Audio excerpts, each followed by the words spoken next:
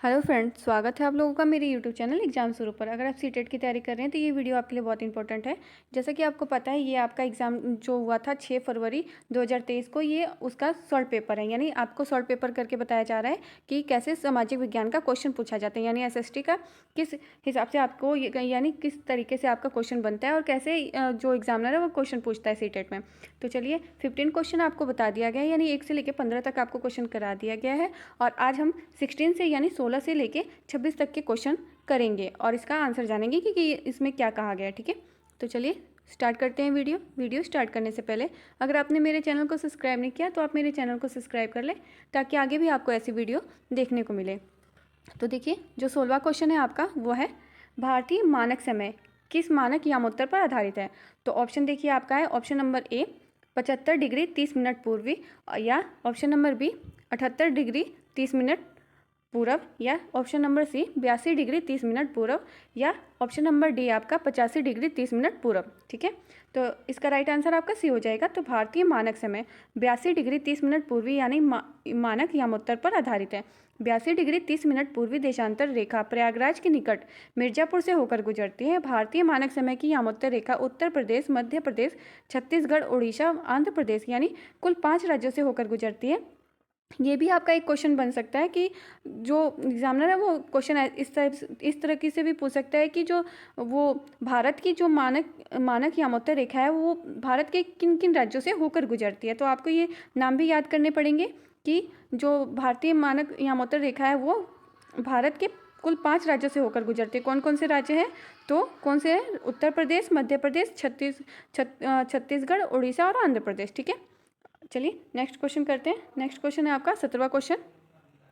तो देखिए, इनमें से क्या दिन एवं रात तथा ऋतुओं में परिवर्तन संभावित करता है। ठीक है, तो इसका ऑप्शन है आपका क्रमशः पृथ्वी के घूर्णन एवं परिक्रमण गति, या बी ऑप्शन है आपका क्रमशः पृथ्वी के परिक्रमण एवं घूर्णन, या सी ऑप्शन है आपका सिर्फ पृथ्वी का घूर्णन, या डी ऑप्शन है आपका सिर्फ पृथ्वी का परिक्रमण। ठीक है, तो इसका राइट आंसर आपका हो जाएगा ए।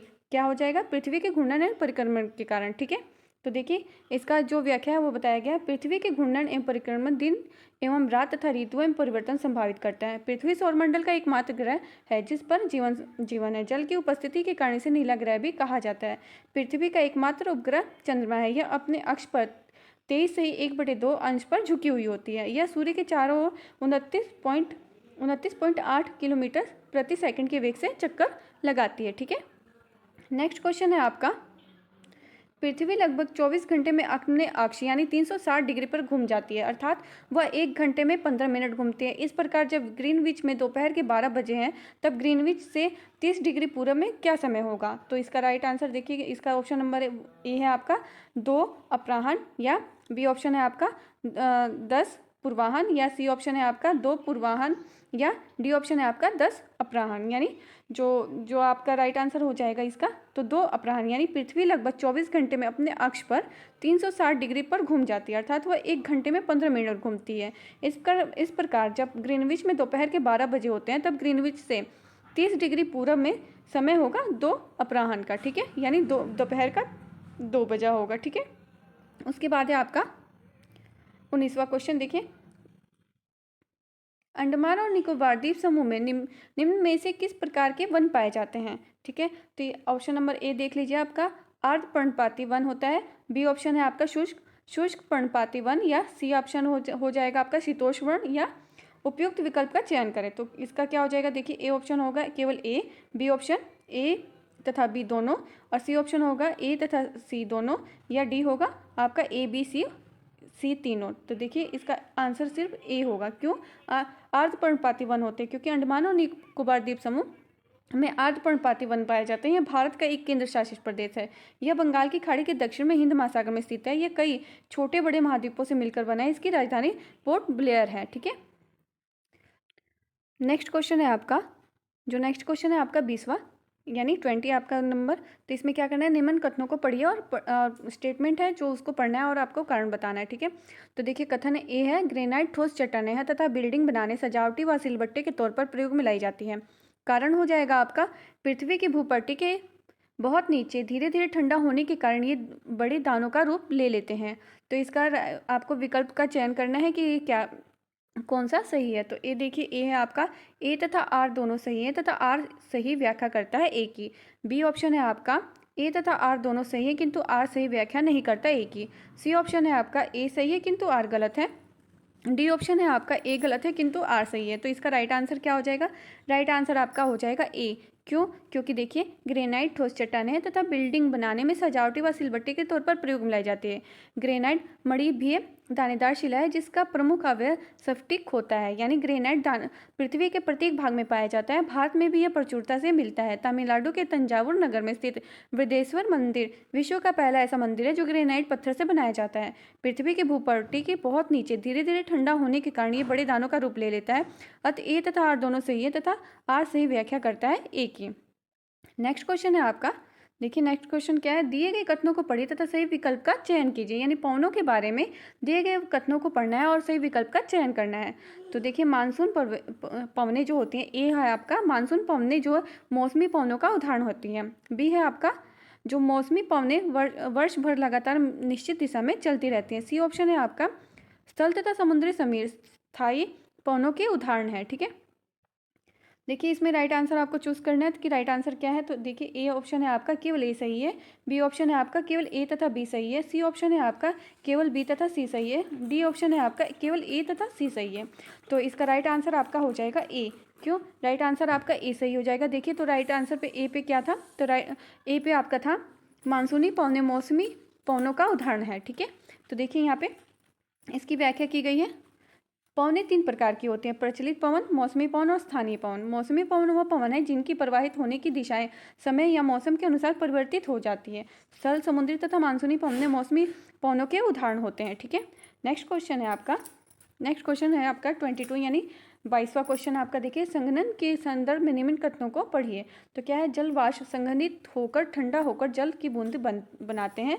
बी है आपका, जब जल की ये बूंदें इतनी भारी हो जाती हैं कि वायु में तैर ना सके तब ये वर्षण के रूप में नीचे आ जाती हैं। सी है आपका, आकाश में उड़ते हुए जेट हवाई जहाज अपने पीछे पद चिन्ह छोड़ते हैं क्योंकि इंजनों से निकली नमी संघनित हो जाती है। ठीक है, इसमें अब आपको राइट आंसर चूज करना है कि राइट आंसर क्या है। तो ए आपका हो जाएगा, ए केवल ए तथा बी सही है।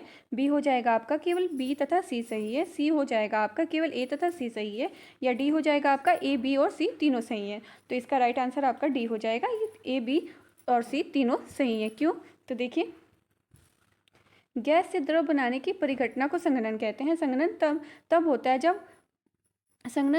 है जब औसांक हिमांक बिंदु से कम या ज़्यादा रहता है। जलवाष्प संघनित होकर ठंडा होकर जल की बूंद बनाते हैं। यह प्रक्रिया वर्षण के विपरीत है। ये प्राय जल चक्र के संदर्भ में ही उसका प्रयोग होता है। वर्षा भी एक प्रकार का संघनन ही है। आकाश में उड़ता हुआ एक जेट हवाई जहाज अपने पीछे पद चिन्ह छोड़ते हैं क्योंकि इंजनों से निकली नमी संघनित हो जाती है। इसलिए संघनन के संदर्भ में ए बी और सी तीनों सही हैं। नेक्स्ट क्वेश्चन है आपका, देखिए 23वां यानी 23। तो देखिए, तिब्बती एंटीलोप का शिकार इसके ऊन शाहतूश के लिए किया जाता है क्योंकि क्या है? ए हो जाएगा आपके, ये वजन में हल्का होता है। बी हो जाएगा, ये अत्यधिक गर्म होता है। सी हो जाएगा आपका, यह जानवर बहुत अधिक संख्या में पाए जाते हैं। ठीक है, देखिए अब आपको इसमें बताना है कि इसका राइट आंसर क्या होगा। तो देखिए, सही विकल्प का चयन करना है। तो ए ऑप्शन है आपका, ए तथा बी।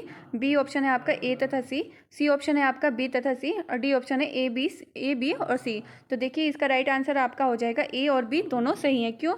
तो तिब्बती एंटीलोप का शिकार उसके ऊन शाहतूश के लिए किया जाता है क्योंकि ये वजन में हल्का होता है। ठीक है, क्योंकि यह वजन में हल्का होता है तथा यह अत्यधिक गर्म भी होता है। यह पूर्वोत्तर तिब्बती पठार में पाए जाते हैं। इनका शिकार उनके बेहद गर्म, नरम तथा हल्के अंडर रफर के लिए किया जाता है जो आमतौर पर मृत्यु के बाद प्राप्त होता है। शहतूश शॉल पारंपरिक रूप में भारत में शादी के तोहफे के रूप में दिए जाते हैं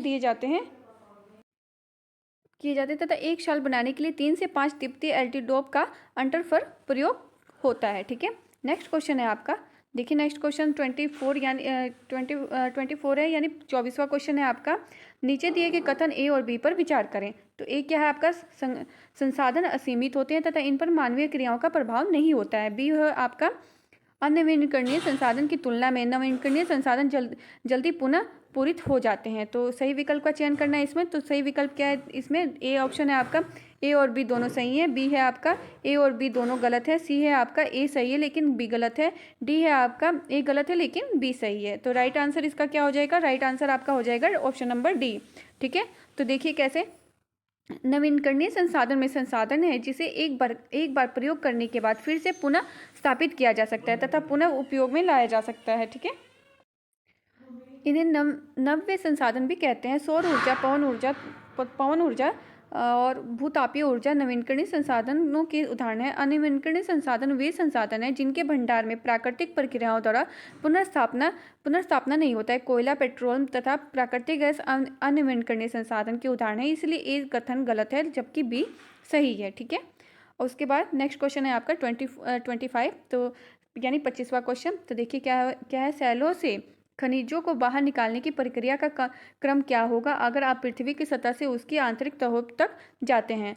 तो ए ऑप्शन है आपका विवृत खनन, या बी है आपका कुपकी खनन या आखनन। ठीक है, तो राइट आंसर आपको चूज करना है। तो देखिए सी, ए या बी, यानी सही विकल्प चुनना है। ए ऑप्शन है आपका सी, ए, बी, और बी ऑप्शन है आपका ए, सी, बी, सी ऑप्शन है ए, बी, सी, या डी ऑप्शन है आपका बी, ए, सी। ठीक है, तो इसका राइट आंसर आपको चुनना है। तो देखिए राइट आंसर आपका हो जाएगा ए, यानी पहले आखनन आता है, फिर विवृत खनन आता है, फिर कुपकी खनन। यह शैलों से खनिजों को बाहर निकालने की प्रक्रिया का क्रम है जो पृथ्वी की सतह से उसकी आंतरिक सतहों तक जाते हैं। ठीक है, और उसके बाद है आपका 26, यानी आज का ये लास्ट क्वेश्चन।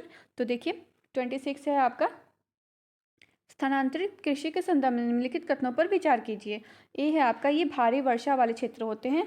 बी है आपका ये तीव्र प्रजनन वाले क्षेत्रों में प्रचलित होते हैं। सी है आपका इसके कर्तन तथा दहन कृषि के रूप में भी जाना जाता है। ठीक है, अब इसमें सही वाक्य क्या है आपको चुनना है। तो ए ऑप्शन है आपका ए तथा बी, बी ऑप्शन है आपका बी तथा सी, सी ऑप्शन है आपका ए तथा सी, डी ऑप्शन है ए, बी, सी या सभी। ठीक है, तो इसका राइट आंसर हो जाएगा आपका ऑप्शन नंबर डी, यानी ये तीनों सही है। स्थानांतरित कृषि के संदर्भ में निम्न कथन सही है। ये भारी वर्षा वाले क्षेत्र होते हैं, ये तीव्र प्रजनन क्षमता वाले क्षेत्र प्रचलित होते हैं। इस कृषि प्रणाली को कर्तन तथा दहन कृषि के नाम से भी जाना जाता है। ये कृषि अमेजन बेसिन के संगन व क्षेत्रों व उष्णकटिबंधीय अफ्रीका, दक्षिण पूर्वी एशिया और पूर्वोत्तर भारत में प्रचलित होते हैं। आज के लिए सिर्फ ये 10 क्वेश्चन है और आगे आपको 15 क्वेश्चन कल करवाए जाएंगे। अगर आपको मेरी ये वीडियो पसंद आए तो लाइक, शेयर, कमेंट और सब्सक्राइब करना ना भूलें। Thanks for watching.